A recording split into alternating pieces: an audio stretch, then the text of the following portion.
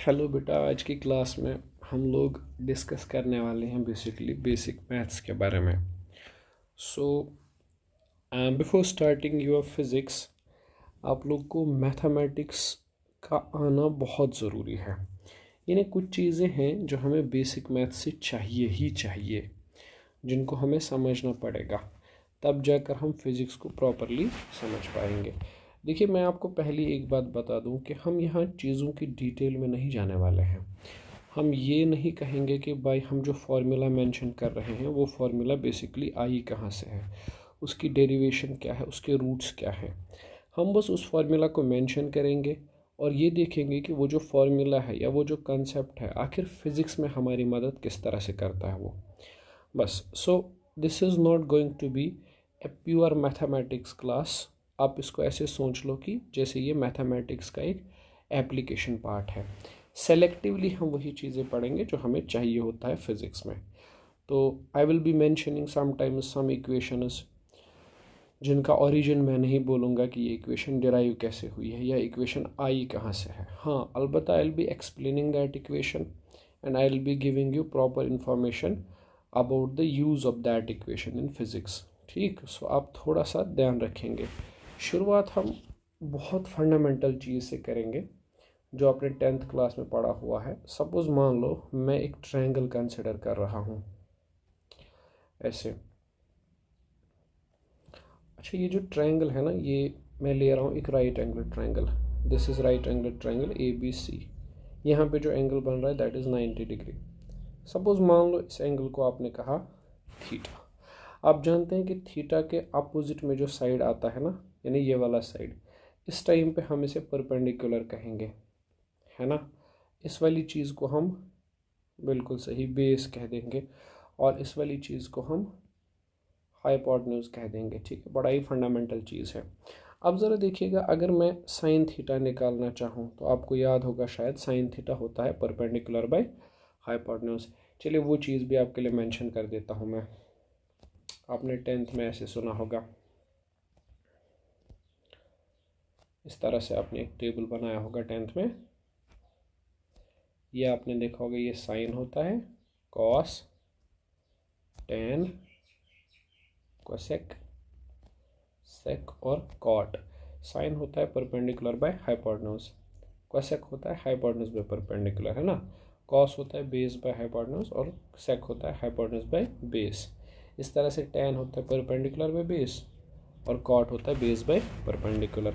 तो ज़रा इस ट्रायंगल में बताइए मुझे sine theta will be simply AB by AC। इसी तरह से मुझे बताइएगा कॉस थीटा। अगर हम cos theta base by hypotenuse यानी we can say it as BC by AC, है ना। इस तरह से मैं आपको बोलूँ टेन थीटा, तो टेन थीटा को मैं कैसे लिख सकता हूँ, I can write that AB upon BC, है ना। और अगर मैं कोसेक थीटा निकालूँ, शाबाश, आप देख पा रहे हैं कोसेक बेसिकली साइन का उल्टा है, अपोजिट है, हाइपोटेन्यूज बाय परपेंडिकुलर, तो मैं ऐसे लिखूँगा AC बाई AB, है ना। इसी तरह से मैं सेक थीटा ले रहा हूँ, सेक थीटा आ जाएगा बेसिकली AC बाई BC, है ना। इसी तरह से मैं कॉट थीटा ले लूँ, तो कॉट थीटा आप जानते हैं that will be simply BC by AB। Okay, ठीक। अब देखो ज़रा, अगर मैं इसी ट्रायंगल को फिर से कंसिडर करूँ, ध्यान से देखना ज़रा, सेम ट्रायंगल में वापस कंसिडर कर रहा हूँ, लेकिन इस बार थोड़ा चेंज करते हैं, यही ले लेते हैं AB और C, लेकिन आप इस एंगल को कंसिडर करते हैं। ये एंगल आपका क्या है, अल्फ़ा। तो इसके अपोजिट वाला जो साइड है, ये वाला साइड, इसे हम परपेंडिकुलर कह देंगे। ये वाला साइड जो है इस टाइम पे बेस बन जाएगा और ये वाला साइड जो है इस टाइम पे हाइपोटेन्यूज बन जाएगा। मैं बहुत स्लो स्टार्ट कर रहा हूँ, ठीक। मुझे बताइएगा साइन थीटा किसके बराबर आएगा, परपेंडिकुलर यानी BC अपॉन हाइपोटेन्यूज यानी AC। मुझे बताइए कॉस थीटा किसके बराबर आता है, दैट इज़ बेस यानी AB upon AC। Ten theta ज़रा बताइएगा किसके बराबर आएगा, टेन विल बी परपेंडिकुलर यानी BC अपॉन AB, है ना। इसी तरह से अगर मैं आपको बोलूँ कोसेक थीटा, नहीं, हम चलिए मान लीजिए इसको, हम एक सेकंड, इसको थीटा ही मान लेते हैं, ओहो सॉरी, इसको थीटा ही मान लेते हैं, अल्फा नहीं। तो मुझे बताइएगा कॉस थीटा किसके बराबर आएगा, इसका उल्टा, कोसेक थीटा किसके बराबर आएगा, इसका उल्टा ही ना। यानी ए सी बाई बी सी, है ना। सेक थीटा बताइएगा किसके बराबर आएगा, शाबाश, ए सी बाई ए बी। और मुझे बताइएगा कॉट थीटा किसके बराबर आएगा, that is simple, that is A B by B C. सही कह रहा हूँ मैं, ठीक है। तो आप समझने वाली बात क्या है कि जो थीटा के अपोजिट वाला साइड है वही परपेंडिकुलर होता है, ठीक है। अच्छा एक बात बताइए, I have a simple question, मुझे बताओ ये जो ट्रिग्नोमेट्रिक रेशोज हैं साइन कॉस टेन एट्सेट्रा, ये हम एक राइट एंगल ट्रायंगल में ही क्यों डिफाइन करते हैं। Why are not we defining these ratios for any triangle? Why are we defining these ratios for right angle triangles only? Why not for some other triangles? Question है ना, fundamental सवाल है sir, Y आप इनको right angle triangles के लिए ही क्यों define कर रहे हो, किसी और ट्रायंगल के लिए आप इन्हें डिफाइन क्यों नहीं करते। ठीक, तो इसका लॉजिक भी है मेरे पास, समझना। मैंने कहा कि दीज रेशोज, आराम से समझते हैं, these ratios are defined for right angle triangles only। हम इन रेशोज को सिर्फ राइट एंगल ट्रायंगल्स के लिए डिफाइन करते हैं।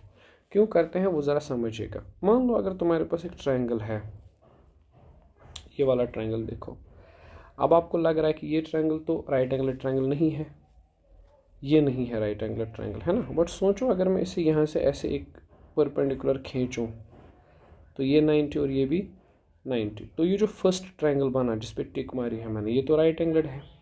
ये जो सेकंड ट्रायंगल बना ये भी क्या है, राइट एंगल्ड है। तो क्या मैं ऐसे लिख सकता हूँ, ट्रायंगल ए बी सी को मैं लिखूंगा एज ट्रायंगल 1 प्लस ट्रायंगल 2, और ये दोनों ही ट्रायंगल्स क्या है, राइट एंगल्ड ट्रायंगल्स। तो मैंने इस पूरे ट्रायंगल को ए बी सी को लिखा as the sum of two right angled triangles. Okay, ठीक। समबडी में आर्ग्यू ना हो कि नहीं सर आपने जो ट्रायंगल लिया ये तो बहुत सिंप्लीफाइड ट्रायंगल है। आप एक काम करो, आप ऐसा वाला ट्रायंगल कोई ले लो, मान लो ऐसे वाला ट्रायंगल आप ले लीजिए, इस तरह का कोई ट्रायंगल। अब सर इसको बताओ, इसका क्या करोगे आप, how will you express this triangle as the combination, है ना। तो मैंने कहा ठीक है, देख लेते हैं, ट्राई करते हैं।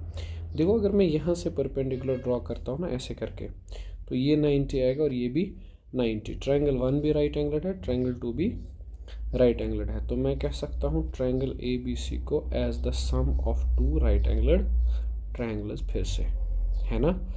ठीक, अच्छा आप एक बात और सोचो, आप इस ट्रायंगल को ना ऐसे भी लिख सकते थे, जैसे ये आप इस तरह से सोच लो, मैं आपको बता रहा हूँ, इस तरह से ये ट्रायंगल है ना। अब आप इस तरह से भी सोचो, ये जो एंगल आपको यहाँ दिख रहा है ये 37 या कुछ और, ज़रूरी नहीं, कुछ भी नहीं मानते फिलहाल, ऐसे कर लेते हैं, ठीक। अब इसको ऐसे भी सोच सकते हो ना, जैसे ये वाला ट्रायंगल, ये जो था ये ए बी सी है ना। ये पूरा ट्रायंगल जो है ना, फुल ट्रायंगल, इसको कहो आप 1, और ये जो छोटा वाला है डॉटेड लाइन से, इसको कहो आप 2, है ना। तो आप कह सकते हैं ना कि ट्रायंगल ए बी सी असल में ट्रायंगल 1 यानी पूरा बड़ा ट्रायंगल माइनस वो छोटा वाला ट्रायंगल, इन दोनों का जो है ना वो सबट्रैक्शन है। तो ये भी क्या है, right angled triangles. Anyways, you can express any triangle in the form of or as the combination of two right angled triangles। इसीलिए हमने क्या कहा, हमने कहा भाई साहब हम डिफाइन कर लेते हैं राइट एंगल ट्रायंगल के लिए ये रेशोज, बाकी ट्रायंगल्स को हम एक्सप्रेस कर ही देंगे एज द कॉम्बिनेशन, ठीक है ना। तो these ratios are defined for right angle triangles only because, शाबाश, any triangle can be expressed as, शाबाश, can be expressed as combination of right angled triangles, है ना, जाहिर सी बात, ठीक। ओके, अब थोड़ा और सुनते हैं इस राइट एंगल ट्रायंगल के बारे में, क्योंकि अभी इसी के बारे में डिस्कशन चल रहा है।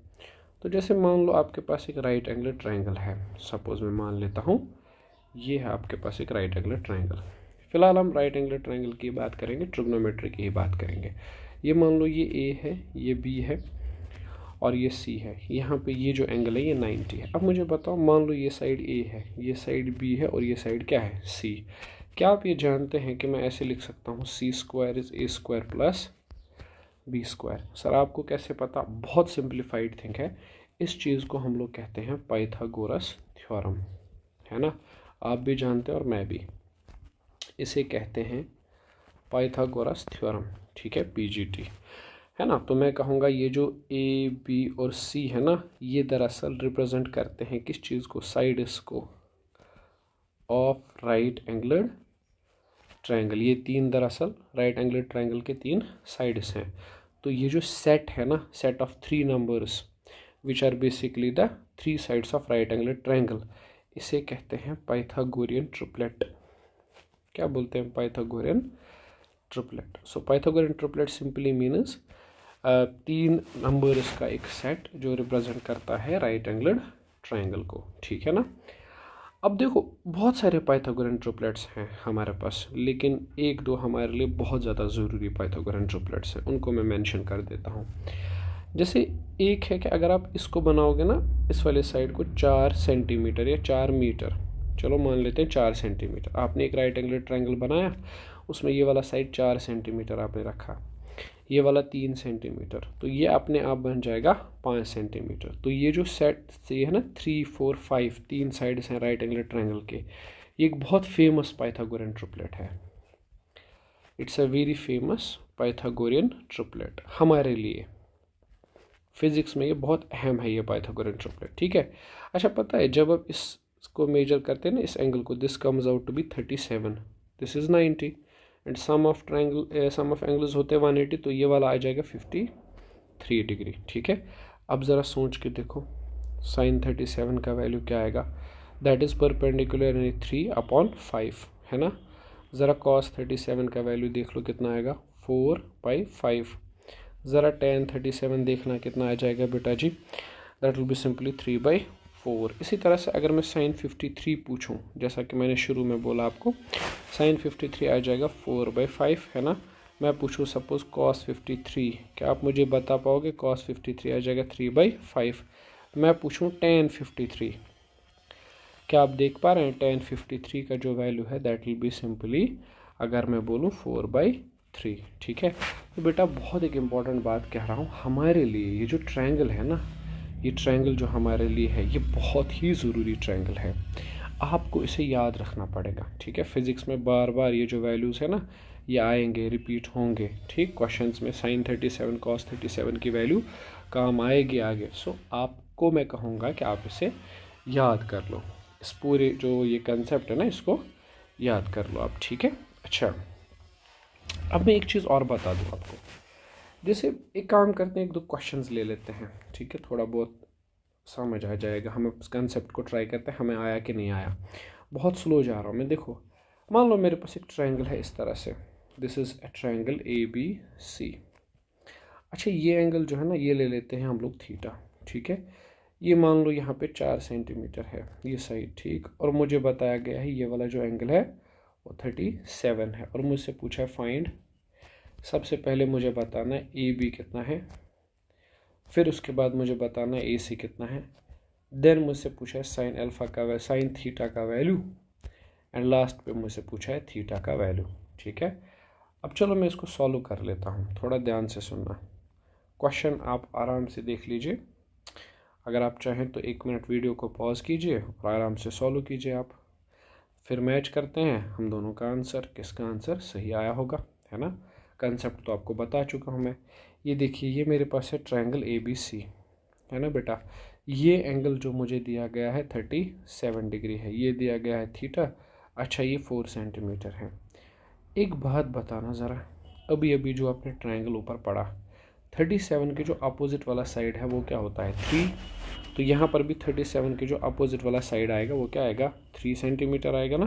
तो चलिए ये 3 सेंटीमीटर, बेस कितनी होगी 4 सेंटीमीटर, पाइथागोरियन ट्रिपलेट ये कितना होगा 5 सेंटीमीटर। तो AB आया 5 सेंटीमीटर। सर कहाँ से आया 5 सेंटीमीटर, हमने देखा है अभी अभी पाइथागोरियन ट्रिपलेट, वहीं से मैंने वो पाइथागोरियन ट्रिपलेट याद कर लिया है, हमने आपने याद कर लिया है। अब देखना ट्रायंगल जो मैं ले रहा हूँ ना उस पर ध्यान देना, मैं ले रहा हूँ ट्रायंगल ABD, पूरा का पूरा बड़ा वाला ट्रायंगल। पाइथागोरस थ्योरम लगाओ ज़रा, AC² is CD² plus AD², है ना, ठीक। मुझे बताइए A से लेके C तक, सर वो तो मुझे पता ही नहीं है।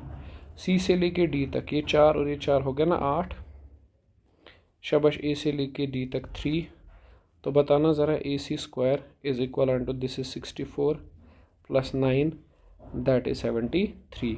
तो क्या मैं AC को लिख सकता हूँ √73 सेंटीमीटर।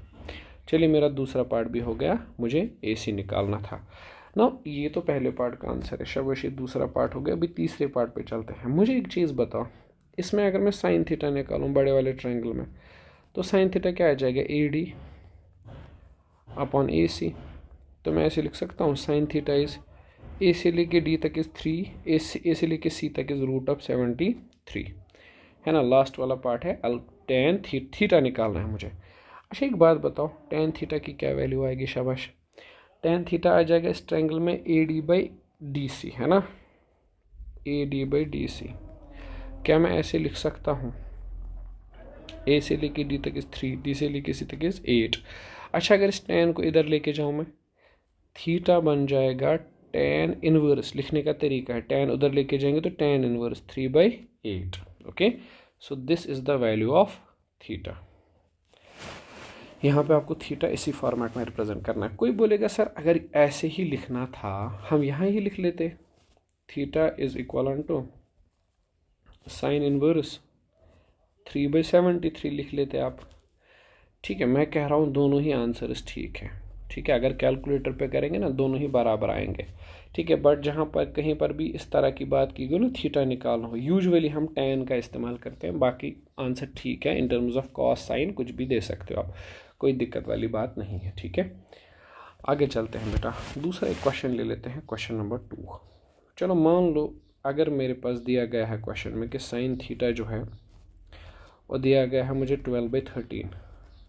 मुझसे पूछा है find all other trigonometric ratios. अच्छा ये भी आप जान लो, ये भी तुम्हें पता होता है कि अगर हमें एक ट्रिग्नोमेट्रिक रेशो पता है हम बाकी सारे निकाल पाएंगे। ये अपने 10th क्लास की मैथमेटिक्स में पढ़ा होता है। ठीक है, चलो चेक करते हैं कैसे। सोचो कि मेरे पास एक ट्रायंगल है, राइट एंगल ट्रायंगल है इस तरह से। अच्छा अगर मुझे साइन थीटा गिवन है तो ये परपेंडिकुलर और ये हाइपोटेन्यूज, तो परपेंडिकुलर को मैं 12K मान लूँगा, हाइपोटेन्यूज को मैं 13K मान लूँगा, क्योंकि मुझे रेशो दिया गया है ना। अगर आप रेशो देखेंगे 12K/13K वो आएगा 12/13। ठीक, अच्छा यहाँ पे बेस नहीं पता, let us suppose that's x। Okay, Pythagoras theorem लगाएंगे तो आप देख पा रहे हो 13K² is equal to x² + 12K², है ना। तो this is 169K² x² + 144K²। Okay, इस तरह से 144K²। तो x² का वैल्यू आ जाएगा 169K² - 144K²। तो यहाँ पे मैं x का वैल्यू लिख लूँगा 25K²। तो x का वैल्यू जो आएगा ना, यानी x² का वैल्यू, तो x का वैल्यू आएगा √25K²। तो बेटा यहाँ पे बहुत सिंपल सी बात है, x का वैल्यू आ जाएगा 5K। ठीक है, यहाँ तक दैट्स क्लियर। थीटा ये एंगल था, है ना। अच्छा नाउ आप मुझे बोलिए कॉस थीटा अगर मुझे निकालना होगा, कॉस थीटा को मैं कहूँगा base upon hypotenuse. Base is x, hypotenuse is 13K, है ना। तो base is 5K upon 13K, that is 5/13। ठीक है, अगर मैं tan थीटा निकालना चाहूँ तो tan थीटा का वैल्यू आ जाएगा बेटा जी उसमें 12K यानी परपेंडिकुलर अपॉन बेस। ठीक है, तो 12K अपॉन बेस का वैल्यू आप देख पा रहे हैं, जो भी हमने कैलकुलेट किया 5K, तो आंसर विल बी 12/5। ठीक है, अगर मैं कोसेक थीटा निकालूं, कोसेक होता है साइन का उल्टा, साइन थीटा गिवन है 12/13, कोसेक होगा उल्टा 13/12। अगर मैं सेक थीटा निकालूं, सेक होता है कॉस का उल्टा, तो कॉस निकला है 5/13, ये आएगा 13/5। इसी तरह से कॉट थीटा, कॉट तो tan का उल्टा होता है, तो 5/12 आ जाएगा। ठीक है, तो आपको ये सारी चीज़ें समझ आ रही है ना। ठीक, तो ये सारे ट्रिग्नोमेट्रिक रेशोज़ थे। अच्छा ये सब आपने पढ़ा हुआ, it was a basic revision ज़रूरी था हमारे लिए, जो आपने अभी तक सीखा है। ठीक है, ये सारी चीज़ें आपको पता होंगी वैसे। ठीक, अच्छा अब आगे चलते हैं, थोड़ा सा इससे कुछ अगली इन्फॉर्मेशन पकड़ते हैं क्या है वो। ठीक है, देखिए बेटा एक चीज़ है जिसे हम डिफ़ाइन करते हैं इस तरह से, मैं आपको बताता हूँ। हम दरअसल दूसरा टॉपिक लेने वाले हैं जिसे हम कहते हैं एंगल। ठीक है, ये चीज़ आपको समझनी पड़ेगी। Angle, let us understand the definition of angle कि एंगल क्या होता है ना। वैसे आप समझदार हैं, आप मुझे बताएंगे थोड़ा सा एंगल के बारे में, आप अंदाज़ा लगा सकते हैं एंगल क्या है ना। पढ़ा तो आपने भी होगा कई सारी जगह पे, बट ठीक है कोई नहीं। यहाँ पे हम ऐसे शुरुआत करते हैं। मान लो मेरे पास एक रे है इस तरह से, और मैंने क्या किया ना, मैंने इस रे को उठाकर, ये ओ ए है ठीक है, मैंने इस रे को उठाया और घुमा दिया मैंने इस रे को, है ना। और अब ये रे घुमाने के बाद कुछ यहाँ पहुँच गई है इस तरह से, ऐसे करके, ठीक है। मतलब ये रे जो थी ना बेटा, पहले यहाँ पे थी, ठीक। अब मैंने इसे घुमाया और घुमाने के बाद अब ये रे चलते चलते चलते चलते यहाँ तक पहुँच गई है, ठीक है। अच्छा, तो मुझे एक बात बताओ, पहले ये ए पे थी, अब ये बी पे पहुँच गई है। सेकंड, पहले ये ए पे थी, अब ये बी पे पहुँच गई है, ठीक। तो यहाँ ये जो चीज़ बन रही है, आपने इसे एंगल कहा है ना। So what is basically angle, मैं आपको बता दूँ। एंगल को हम ऐसे डिफाइन करते हैं, angle is the amount of rotation. मैं मैथ्स वाली डेफिनेशन पे नहीं जा रहा, मैंने आपसे पहले ही कहा हमें फिज़िक्स पढ़ना है, मैथ्स नहीं पढ़ना। So it is the amount of rotation, कहाँ से, from initial position of the ray to final, initial position of ray to final position, ठीक है। मतलब कहानी बहुत सिंपल है। ये एंगल जो होता है ना, एंगल बस डिटरमिन करता है अमाउंट ऑफ रोटेशन को। एंगल सिर्फ और सिर्फ डिटरमिन करता है किस चीज़ को, अमाउंट ऑफ रोटेशन को, और किसी चीज़ को नहीं। बस घुमाइए और देखिए कितनी रोटेशन हुई है, that is what we call as angle, ठीक है। Amount of rotation, that's known as angle, ठीक। अब इसको थोड़ा और समझते हैं, इस एंगल को, इस एंगल की कहानी को और समझते हैं। सपोज मान लो मैं कुछ इस तरह से कहूँ, ये जो यहाँ पे है ना, ये ए से लेके बी तक, इट्स कॉल्ड एज आर्क, इसे आर्क कहते हैं, ऐसे लिखते हैं ए बी और ऊपर ये छोटा सा एरो डालते हैं, इट्स आर्क, ठीक है। अब ज़रा इधर ध्यान देना, फोकस्ड रहना थोड़ा सा। सपोज मान लो मेरे पास ये एक रे है, ठीक। अगर मैं इस रे को पूरा ऐसे घुमाता चलूँ, ठीक है, मैं इसको घुमा रहा हूँ, अब ये रे घूमने के बाद थोड़ा इधर पहुँच गई है, ठीक है, ये वाली रे इधर पहुँच गई है घूमने के बाद। यहाँ पे जो ये एंगल बना है आप जानते हैं, आपने इसे कहा थीटा, ठीक। अच्छा एक बात बताइए मुझे ज़रा, अगर मैं इसको घुमाऊँगा पूरा, इस पूरी रे को ना पूरा उठा के घुमाऊँगा, आप ये यकीन करेंगे, आपको पता होगा, वैसे आप मानते हैं कि यहाँ पे एक पूरा सर्कल बन जाएगा, है ना, ठीक। अगर मैं घुमाता रहा, ठीक है ना, और जो ये चीज़ है यहाँ से ओ से लेके ए तक, ये उस सर्कल की रेडियस बन जाती है ना, ठीक। और यहाँ पे ए से लेके बी तक क्या होता है, ये आर्क। पता है एंगल की फॉर्मूला क्या है, एंगल की फॉर्मूला ऐसे होती है, एंगल इज़ डिफाइंड एज, समझिएगा, आर्क लेंथ। हम हमेशा एंगल की फॉर्मूला लिखते हैं ऐसे करके, आर्क लेंथ अपॉन रेडियस, ठीक है। Angle is theta. बेटा आर्क लेंथ क्या है, ए बी, सही बात है, divided by radius, arc length upon radius, ये है एंगल की डेफिनेशन, मतलब फॉर्मूला है, ऐसे ही डिफाइन करते हैं हम लोग एंगल को, arc length divided by radius, ठीक है। अब समझ गए ना, ठीक, बहुत सिंपल है, इसे याद रखना, ये फॉर्मूला बहुत ज़्यादा ज़रूरी है।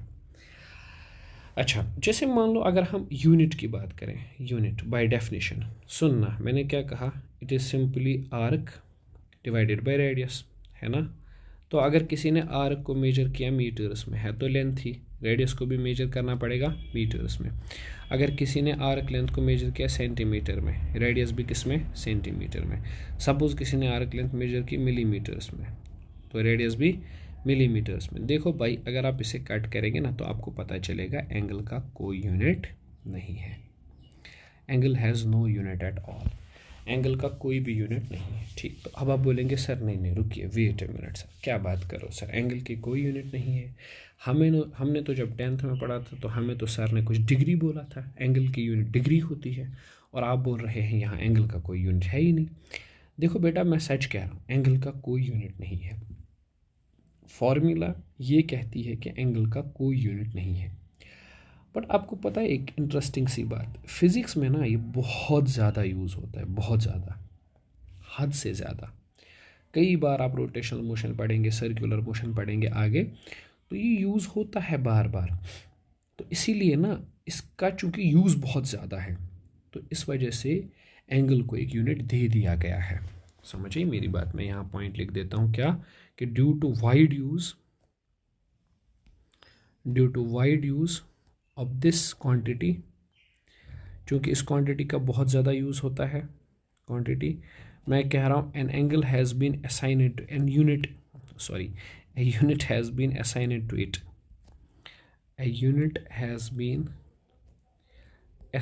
टू इट, हमने क्या किया है ना, इसको एक यूनिट दे दिया है। अच्छा, ऐसा यूनिट जो होता है ना, मतलब मान लो किसी क्वांटिटी का फॉर्मूला से यूनिट नहीं आ रहा, लेकिन चूंकि यूज़ बहुत होता है इसलिए यूनिट दे दिया जाता है, ऐसे यूनिट को कहा जाता है सप्लीमेंट्री यूनिट। सप्लीमेंट्री यूनिट मतलब कि फॉर्मूला से तो नहीं आया है, बट चूंकि यूज़ बहुत होता है इसलिए यूनिट दिया गया है। अब मैं तुम्हें इंटरेस्टिंग बात बोलूँ, एंगल के ना 2 मेन यूनिट्स माने जाते हैं तो बहुत सारे, उस पर बात होगी, लेकिन 2 मेन यूनिट्स हैं। एक यूनिट है एंगल का रेडियन, और एक यूनिट है एंगल का डिग्री तो आपने सुन रखा है। एक यूनिट है रेडियन और एंगल का दूसरा वाला यूनिट इज़ रेडियन। ठीक, आराम से समझा रहा हूँ मैं। मुझे एक बात बताओ, जैसे मान लो लेट अस सपोज मैं कुछ इस तरह से बात कर रहा हूँ आपके साथ, मेरे पास एक सर्कल है, ये ले लेते हैं एक सर्कल, ठीक है। अब ध्यान से सुनिएगा इस सर्कल की कहानी, इंटरेस्टिंग स्टोरी है, सुनते रहिएगा। देखिए, मान लीजिए इसका सेंटर ये है वो आर रेडियस है ना, रेडियस की हम बात कर रहे थे। अच्छा मुझे बताओ एक चीज़, ये ओ है, ये ए है ना, अगर ये रे पूरी घूमती ना ऐसे करके, तो ये सर्कल बनाती घूमते घूमते, है ना, इसका टिप सर्कल बनाता। ये एंगल जो यहाँ बीच में सबटेंड हो रहा है दैट इज़ 360 डिग्री, है ना, इसकी रेडियस आर मान लेते हैं। ज़रा एंगल की डेफिनेशन यूज़ करो, अभी हमने पढ़ा theta is arc upon radius, बिल्कुल। तो यहाँ ये रे कितना घूमी है, 360। आर्क लेंथ कितनी है, आर्क मतलब पूरा जब ये घूमा यहाँ से होते हुए फुल सर्कल में, हाँ सही कह रहे हैं, 2πr डिवाइड बाई रेडियस क्या है, आर और आर काटेगा, तो यहाँ से क्या कहानी समझ आई, 360 डिग्री इज इक्वल टू 2π। अगर 2 से डिवाइड करें तो 180 degree is equal to pi, या मैं ऐसे कह सकता हूँ pi radian is equal to 180 degree. ठीक है, समझिएगा, मैं कह रहा हूँ पाई रेडियन इज 180 डिग्री। फिर से बता देता हूँ, एंगल के 2 यूनिट्स हैं, एक है रेडियन एक है डिग्री। ठीक है, तो मैं कह रहा हूँ पाई रेडियन, कनेक्शन है इन दोनों के बीच का, pi radian is 180 degree. Pi कितना होता है, 22/7 radian, so that is equal to 180 degree, या मैं ऐसे बोल सकता हूँ 3.14 रेडियन इज बेसिकली 180 डिग्री। भाई साहब घबराना नहीं है, देखो एंगल के 2 यूनिट्स हैं रेडियन और डिग्री, जब 3.14 रेडियंस मिलते हैं तब 180 डिग्री का एंगल बनता है। ये वैसी बात है ना, आपको जैसे सर ने बोला लोअर क्लासेस में बेटा 1 मीटर होता है 100 सेंटीमीटर, आपने बोला हाँ हाँ सर होता होगा, हम आपकी बात पे यकीन करते हैं। मैं भी ऐसे ही कह रहा हूँ यहाँ पे कि एंगल के 2 यूनिट्स हैं, एक रेडियन है एक डिग्री है। जब आप 3.14 या रफली कह सकते हो, रफली तीन रेडियंस को मिलाओगे तब 180 डिग्री का एंगल बनता है, रफली, है ना। ये कोई मतलब इट्स नॉट दैट स्टेटमेंट कि आप इसे मतलब बहुत ही सीरियसली ले लेंगे, मैं सिर्फ इतना कह रहा हूँ कि जब रफली 3 रेडियंस मिलते हैं तब जाकर 180 डिग्री बनता है, समझाने के लिए। तो 180 degree is basically pi radian, इसको समझिएगा। अच्छा, तो ये है कि 180 degree is sir basically pi radian. अब मुझे बताओ एक चीज़, अब मैं ऐसे कह सकता हूँ 1 degree is basically pi by 180 radian. ठीक है, अगर मैं कहूँ आपसे 1 डिग्री कितना होता है, तो आप बोलेंगे सर 1 डिग्री होता है पाई बाई 180 रेडियन। 1 डिग्री का मतलब है पाई बाई 180 रेडियन। ठीक, समझ पा रहे हैं आप मैं क्या कह रहा हूँ। ठीक, अगर मुझे 2 डिग्री देखना होगा तो मैं क्या कहूँगा, 2 डिग्री का मतलब है पाई बाई 180 एक हुआ, इसे मल्टीप्लाई करेंगे 2 से, है ना। अगर मुझे 3 डिग्री देखना होगा मैं क्या बोलूँगा, पाई बाई 180 हुआ 1 डिग्री इंटू करूँगा 3 से, है ना।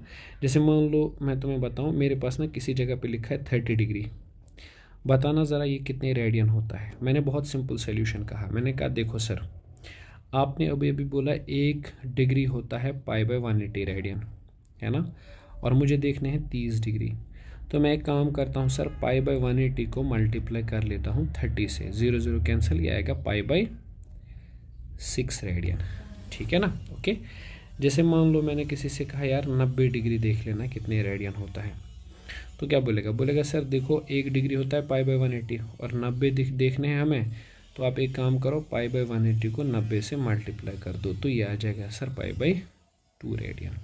सही है। मुझे किसी को बोलना हो कि बेटा एक बात बताना, 120 डिग्री कितने रेडियन होता है, तो वो बोलेगा सर सिंपल, 120 को आप ऐसे कन्वर्ट करो पाई बाई 180 इंटू 120, 0 0 कैंसल, 6 से करिएगा, 6 2 or 6 3 or 2 pi by 3 radian. Clear. तो आज से भाई साहब हमारे पास एक कहानी है, वो ये है कि जब भी हमें डिग्री को रेडियन बनाना हो तो हमने तो याद रखा है कि इसे पाई बाई 180 से मल्टीप्लाई कर देंगे, है ना, ठीक। और एक चीज़ और, अगर हमें रेडियन को डिग्री बनाना हो तो इसे मल्टीप्लाई करेंगे 180 बाई पाई से। समझ आई बात। ये अपने लिए एक, आप समझ लो, एक ब्रह्मास्त्र है, इसे हम याद रख लेंगे फिलहाल आपके लेवल पे, है ना, ठीक। अच्छा एक बात बताओ, जैसे मान लो मैं इसी बेसिस पे सवाल पूछ लेता हूँ 2 3, 60 डिग्री बताना, आपने बोला सर डिग्री को रेडियन में कन्वर्ट करना है, एक काम करो इसे मल्टीप्लाई करो पाई बाई 180 से, 0 0 कैंसिल, ये आ जाएगा सर पाई बाई 3 रेडियन, है ना, ठीक। इस तरह से मान लो मैंने पूछ लिया कि बेटा एक बात बताना, ज़रा मुझे बताइए 3 पाई बाई 2 रेडियन कितने डिग्री होता है। अच्छा, रेडियन को डिग्री बनाना है तो 180 बाई पाई से मल्टीप्लाई, तो 3 पाई बाई 2 को हम 180 बाई पाई से मल्टीप्लाई करते हैं, पाई कैंसिल, ये आएगा 9r, पाई पाई कैंसिल, 9 3r 270 डिग्री, ठीक है। जैसे मान लो मुझे कन्वर्ट करना हो 11 पाई बाई 6, है ना, तो मैं क्या करूँगा, 11 पाई बाई 6 इंटू करूँगा मैं 180 बाई पाई से, तो 6 1r 6 3r 0 और पाई पाई कैंसिल, यह आ जाएगा 330, है ना, 330 डिग्री। तो आप समझ गए ना। अभी आप देखो, बैठ के प्रैक्टिस कर लो ये वाली पॉइंट को कि डिग्री को रेडियन और रेडियन को डिग्री कैसे बनाना है, ठीक है। ये जाहिर सी बात है, वैसे इसमें कोई डाउट वाली बात है नहीं, ठीक। अच्छा एक फंडामेंटल बात और यहाँ पे कर लेते हैं आपसे कि एंगल के सिर्फ यही 2 यूनिट्स नहीं होते, एंगल के कुछ और यूनिट्स भी होते हैं। There are some other units of angle, angle के कुछ और यूनिट्स भी होते हैं, उन यूनिट्स पर भी बात हो जाए तो बढ़िया होगा, ठीक है। वैसे मतलब यूज़ तो नहीं करते हम ज़्यादा, बट ठीक है, पता होना चाहिए, इन्फॉर्मेशन होनी चाहिए आपके पास। सोचो कि आपके पास इस तरह से एक रे है, एक सेकेंड थोड़ा ध्यान दीजिएगा, सपोज़ मान लो मेरे पास एक रे है इधर इस तरह से, ठीक है, और ये इधर पहुंच गई। अब मान लो कि यहाँ पे जो एंगल बना वो 1 डिग्री है, सपोज़ मैं एज्यूम कर रहा हूँ, प्रैक्टिकली थोड़ी 1 डिग्री होगा, चलो ये 1 डिग्री है, सपोज़ मान लो 1 डिग्री का एंगल है ये। अब मुझे एक चीज़ समझाओ, अगर हम इस 1 डिग्री के 60 पार्ट्स करेंगे ऐसे करके, यानी इस एंगल को 60 हिस्सों में डिवाइड कर देंगे ऐसे ऐसे करके, छोटे छोटे पार्ट्स मैंने बनाए इसके, कितने पार्ट्स, 60 पार्ट्स, ये एक पार्ट, ये दूसरा, ये तीसरा, ये चौथा, ठीक है। तो जो एक एक पार्ट है ना, ईच पार्ट, हर एक पार्ट को बोला जाता है 1 मिनट। क्या बोला जाता है, 1 मिनट। मैं पहले ही बता दूं कि इसका घड़ी वाले मिनट से कोई लेना देना नहीं है, यहाँ पे घड़ी में जो टाइम चलता है वो अलग होता है। ये 1 मिनट ऐसे लिखते हैं, 1 और ऊपर ये डैश मिनट, इसका मतलब क्या है, 1 डिग्री का एंगल लो और उसके 60 हिस्से कर दो, है ना, ऐसे ही लिखते हैं ना, 1/60 डिग्री, 1 मिनट के 1 डिग्री के 60 हिस्से, है ना, ठीक। समझ गए, कभी कभी यूज़ होगा ये चीज़। इस तरह से मान लो अगर मेरे पास एक इस तरह से किसी जगह पे एंगल बन रहा है और ये 1 मिनट है, ये एंगल 1 मिनट। अब इसकी भी अगर आप 60 हिस्से कर देंगे ना, ऐसे छोटे छोटे पार्ट्स में 60 हिस्से कर देंगे आप इसके, 60 पार्ट्स, तो मैं आपको बता दूं कि जो ईच पार्ट है, एक एक पार्ट है, उसको बोला जाएगा 1 सेकंड। क्या बोला जाएगा, 1 सेकंड। ऐसे लिखते हैं 1 डबल डैश, इसका मतलब है 1 मिनट और उसके 60 हिस्से, है ना। अच्छा 1 मिनट को कैसे लिख सकते हो, 1/60 डिग्री, है ना भाई, डिवाइड बाई 60, तो मैं बोलूँगा 1 सेकंड बेसिकली होता है 1/60 इंटू 60 हो गया 3600, यानी एक डिग्री के 3600 पार्ट्स, ठीक है। तो ये 2 यूनिट्स हैं जो बीच बीच में यूज़ होते रहेंगे, ठीक है। थोड़ा ज़रूरी है, बस आप इसको ना याद रख लीजिएगा, ठीक है। यूजुअली वहाँ यूज़ होंगे जहाँ स्मॉल यानी छोटे छोटे एंगल्स की बात चल रही हो, ठीक है। अच्छा, एक और बात आपसे कहूँगा मैं, फिर हम इस एंगल वाले टॉपिक को क्लोज करेंगे, ठीक है ना। अब आपको एक बात बताऊँ, और एक छोटी सी बात है, वैसे ज़्यादा मसला नहीं है। हम बोलते हैं कि एंगल जो होता है ना, एंगल एंगल के पास एक सेंस होता है।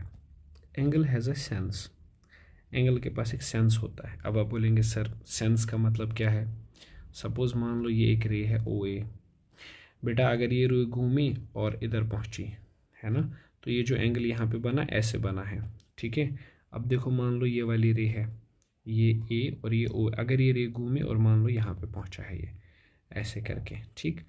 मुझे एक बात बताना, यहाँ जो घूमा है ना रे, कैसे घूमा है, इस तरह, इस तरह का मतलब है एंटी क्लॉकवाइज, है ना। और यहाँ जो घूमा है रे कैसे, इस तरह से क्लॉकवाइज, ठीक। याद रखना एंटी क्लॉकवाइज एंगल्स को हमेशा मैथ्स में पॉजिटिव माना जाता है और क्लॉकवाइज एंगल्स को क्या माना जाता है, नेगेटिव, ठीक है। तो ये जो क्लॉक और एंटी क्लॉक है ना, ये सेंस है एंगल का, ठीक। ज़रा मुझे यहाँ पे ये देखो, ये एनसीईआरटी की ही एग्जांपल है, I have chosen NCERT here. मुझे बताइए ऐसे घूमा है ना, तो ये जो घूमा है ना ये एंटी क्लॉकवाइज है ना। इसीलिए देखो ये +360 है ना। अब ये देखो ये रे यहाँ पहले थी, अब ये ऐसे घूमी है, तो ये भी तो एंटी क्लॉकवाइज ही घूम रहा है ना, इसीलिए इसे +180 लिखा गया है। ये वाली रे देखो ऐसे घूमी है, तो इसे बोला गया है 270 डिग्री मगर क्लॉकवाइज, ठीक, एंटी क्लॉकवाइज। ये देखो ये भी ऐसे ही है, तो ये भी पॉजिटिव है, बट ज़रा इसको देखना, ये रे ऐसे घूमी है क्लॉकवाइज, इसीलिए यहाँ जो एंगल लिखा गया है वो -30 है।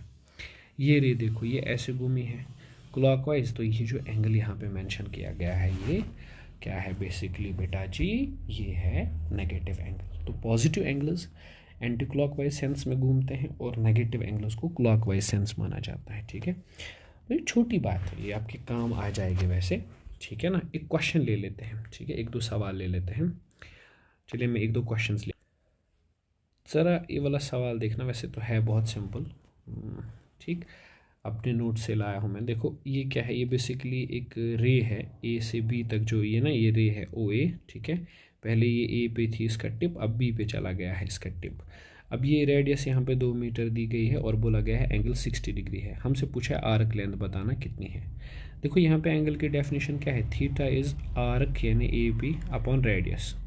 थीटा का वैल्यू क्या है π/3, π/3 मतलब 60, क्योंकि 60 डिग्री, अरे π/3 तो होता है रेडियंस में, π/3 इज AB/r, तो AB को लिखेंगे यहाँ पे 2π/3, पाई को आप दे सकते हो वैल्यू 22/7। तो ये जो रेडियस, ये जो आर्क लेंथ है यहाँ पे 44/21 है। आया समझ, ठीक। एक सवाल और ले लेते हैं अपनी तरफ से, वैसे सिंपल ही सवाल लेंगे हम अभी, क्योंकि अभी आपने थोड़ा सा ही पढ़ा है। ये देखो मान लो हमारे पास this is a clock, okay, ये क्लॉक है और इस क्लॉक में कुछ ऐसे दिखाया गया है, यहाँ पे एक ये है एंड यहाँ पे ये एक ऐसे है, ठीक। अब आप अगर जानते हैं अच्छे से तो यहाँ पे 6 आएगा, यहाँ पे 9 आएगा, है ना। वैसे मुझे जहाँ तक लगता है आप लोग समझदार लोग हैं, आपने ये वाली घड़ी तो देखी होगी, हैं तो आप डिजिटल ज़माने के, बट है ना, ये तो देखा ही होगा, जेनजीज है ना आप, इसीलिए। चलिए ये वाला जो है, ये एंगल यहाँ पे ले लेते हैं थीटा, है ना। हमसे पूछा बस यही एंगल निकालो, आप देख कर ही बोल दोगे आंसर, सर 90 डिग्री है ना, ठीक। बट थोड़ा सब्र करते हैं। देखो एक मिनट मुझे बताओ, अगर 12 घंटे ले लिया जाए, 12 घंटे का मतलब क्या है कि ये रे पूरा एक चक्कर ऐसे काटेगी, इट मीन्स 12 घंटे, 12 घंटे में कवर होता है 360 डिग्री का एंगल। क्या आप मुझे बोल सकते हैं 1 घंटे में कितना कवर होगा, 360/12, यानी 1 घंटे में 30 डिग्री कवर होगा। यहाँ से यहाँ तक 30 डिग्री, फिर यहाँ से यहाँ तक 30, फिर यहाँ से यहाँ तक 30।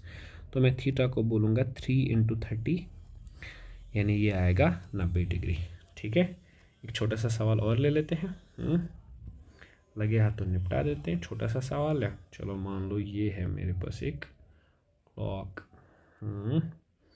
ये इस क्लॉक में दिया गया है टाइम, ले लेते हैं, यहाँ पे है 12, यहाँ पे 6, यहाँ पे 3, यहाँ पे 4 है ना, 9 सॉरी लगा रहा मैं, ये 1 है, ये 2 है, ये 4 है, ये 5 है, ये 7, ये 8, ये 10 और ये 11, ठीक है।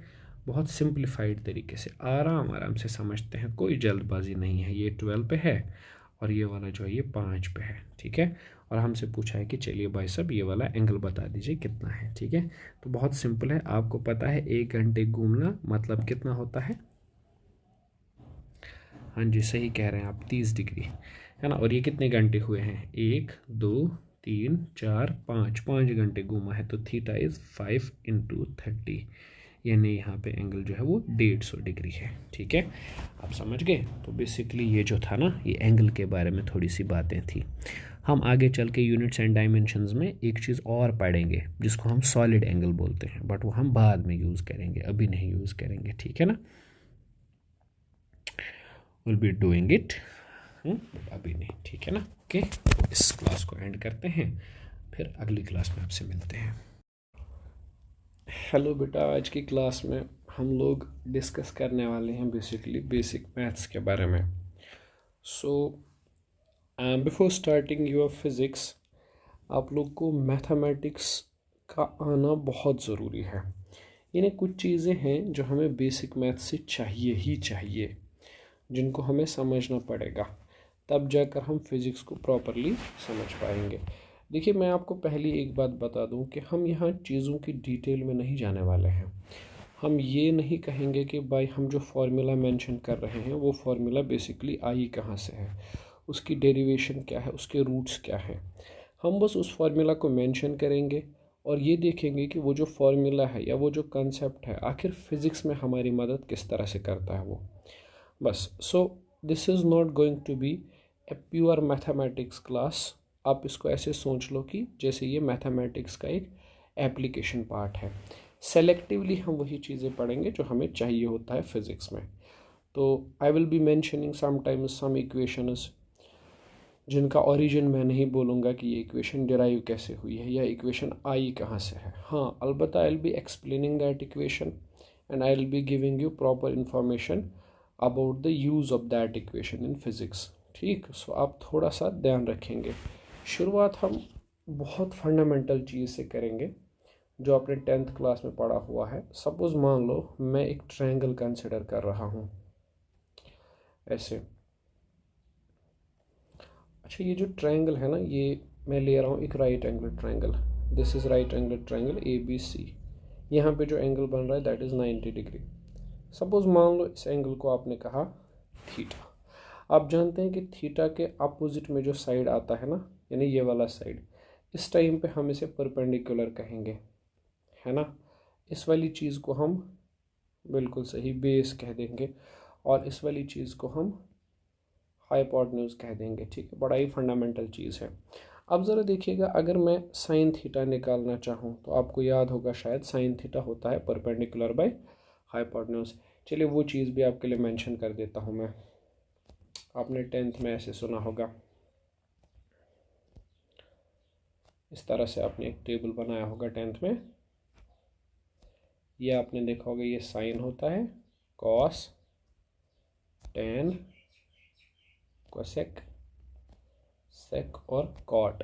साइन होता है परपेंडिकुलर बाय हाइपोटेन्यूज, कोसेक होता है हाइपोटेन्यूज बाय परपेंडिकुलर, है ना। कॉस होता है बेस बाय हाइपोटेन्यूज और सेक होता है हाइपोटेन्यूज बाय बेस। इस तरह से टेन होता है परपेंडिकुलर बाय बेस और कॉट होता है बेस बाय परपेंडिकुलर। तो ज़रा इस ट्रायंगल में बताइए मुझे sine theta will be simply AB by AC। इसी तरह से मुझे बताइएगा कॉस थीटा। अगर हम cos theta base by hypotenuse यानी we can say it as BC by AC, है ना। इस तरह से मैं आपको बोलूँ टेन थीटा, तो टेन थीटा को मैं कैसे लिख सकता हूँ, I can write that AB upon BC, है ना। और अगर मैं कोसेक थीटा निकालूँ, शाबाश, आप देख पा रहे हैं कोसेक बेसिकली साइन का उल्टा है, अपोजिट है, हाइपोटेन्यूज बाय परपेंडिकुलर। तो मैं ऐसे लिखूँगा AC बाई AB, है ना। इसी तरह से मैं सेक थीटा ले रहा हूँ, सेक थीटा आ जाएगा बेसिकली AC बाई BC, है ना। इसी तरह से मैं कॉट थीटा ले लूँ, तो कॉट थीटा आप जानते हैं that will be simply BC by AB, okay, ठीक। अब देखो ज़रा, अगर मैं इसी ट्रायंगल को फिर से कंसिडर करूँ, ध्यान से देखना ज़रा, सेम ट्रायंगल में वापस कंसिडर कर रहा हूँ, लेकिन इस बार थोड़ा चेंज करते हैं, यही ले लेते हैं AB और C, लेकिन आप इस एंगल को कंसिडर करते हैं, ये एंगल आपका क्या है अल्फ़ा, तो इसके अपोजिट वाला जो साइड है ये वाला साइड, इसे हम परपेंडिकुलर कह देंगे। ये वाला साइड जो है इस टाइम पे बेस बन जाएगा और ये वाला साइड जो है इस टाइम पे हाइपोटेनस बन जाएगा। मैं बहुत स्लो स्टार्ट कर रहा हूँ, ठीक। मुझे बताइएगा साइन थीटा किसके बराबर आएगा, परपेंडिकुलर यानी बी सी अपॉन हाइपोटेनस यानी ए सी। मुझे बताइए कॉस थीटा किसके बराबर आता है, दैट इज़ बेस यानी A B upon A C. Tan theta ज़रा बताइएगा किसके बराबर आएगा, टेन विल बी परपेंडिकुलर यानी B C upon A B, है ना। इसी तरह से अगर मैं आपको बोलूँ कोसेक थीटा, नहीं हम चलिए मान लीजिए इसको हम एक सेकंड इसको थीटा ही मान लेते हैं, ओहो सॉरी, इसको थीटा ही मान लेते हैं अल्फा नहीं। तो मुझे बताइएगा कॉस थीटा किसके बराबर आएगा, इसका उल्टा कोसेक थीटा किसके बराबर आएगा, इसका उल्टा ही ना, यानी ए सी बाई बी सी, है ना। सेक थीटा बताइएगा किसके बराबर आएगा, शाबाश, ए सी बाई ए बी। और मुझे बताइएगा कॉट थीटा किसके बराबर आएगा, that is simple, that is A B by B C. सही कह रहा हूँ मैं, ठीक है। तो आप समझने वाली बात क्या है कि जो थीटा के अपोजिट वाला साइड है वही परपेंडिकुलर होता है, ठीक है। अच्छा एक बात बताइए, I have a simple question, मुझे बताओ ये जो ट्रिग्नोमेट्रिक रेशोज़ हैं साइन कॉस टेन एट्सेट्रा, ये हम एक राइट एंगल ट्रायंगल में ही क्यों डिफाइन करते हैं। Why are not we defining these ratios for any triangle? Why are we defining these ratios for right angle triangles only? Why not for some other triangles? Question है ना, fundamental सवाल है sir, Y आप इनको right angle triangles के लिए ही क्यों define कर रहे हो, किसी और ट्रायंगल के लिए आप इन्हें डिफाइन क्यों नहीं करते, ठीक। तो इसका लॉजिक भी है मेरे पास, समझना। मैंने कहा कि दीज रेशोज़, आराम से समझते हैं, these ratios are defined for right angle triangles only। हम इन रेशोज़ को सिर्फ राइट एंगल ट्रायंगल्स के लिए डिफाइन करते हैं। क्यों करते हैं वो ज़रा समझिएगा। मान लो अगर तुम्हारे पास एक ट्रायंगल है, ये वाला ट्रायंगल देखो, अब आपको लग रहा है कि ये ट्रायंगल तो राइट एंगल ट्रायंगल नहीं है, ये नहीं है राइट एंगल ट्रायंगल, है ना। बट सोचो अगर मैं इसे यहाँ से ऐसे एक परपेंडिकुलर खींचूँ तो ये 90 और ये भी 90, तो ये जो फर्स्ट ट्रायंगल बना जिस पे टिक मारी है मैंने, ये तो राइट एंगल्ड है। ये जो सेकंड ट्रायंगल बना ये भी क्या है, राइट एंगल्ड है। तो क्या मैं ऐसे लिख सकता हूँ, ट्रायंगल ए बी सी को मैं लिखूँगा एज ट्रायंगल 1 प्लस ट्रायंगल 2, और ये दोनों ही ट्रायंगल्स क्या है, राइट एंगल्ड ट्रायंगल्स। तो मैंने इस पूरे ट्रायंगल को ए बी सी को लिखा as the sum of two right angled triangles, okay, ठीक। समबडी में आर्ग्यू ना हो कि नहीं सर आपने जो ट्रायंगल लिया ये तो बहुत सिंप्लीफाइड ट्रायंगल है, आप एक काम करो, आप ऐसा वाला ट्रायंगल कोई ले लो, मान लो ऐसे वाला ट्रायंगल आप ले लीजिए, इस तरह का कोई ट्रायंगल। अब सर इसको बताओ इसका क्या करोगे आप, how will you express this triangle as the combination, है ना। तो मैंने कहा ठीक है देख लेते हैं, ट्राई करते हैं।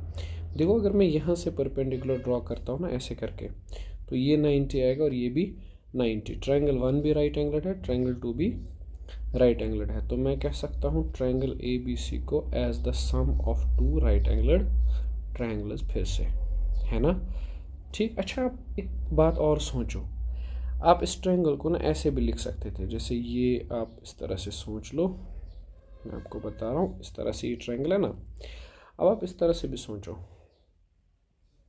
ये जो एंगल आपको यहाँ दिख रहा है ये 37 है, कुछ और ज़रूरी नहीं, कुछ भी नहीं मानते फिलहाल, ऐसे कर लेते हैं, ठीक।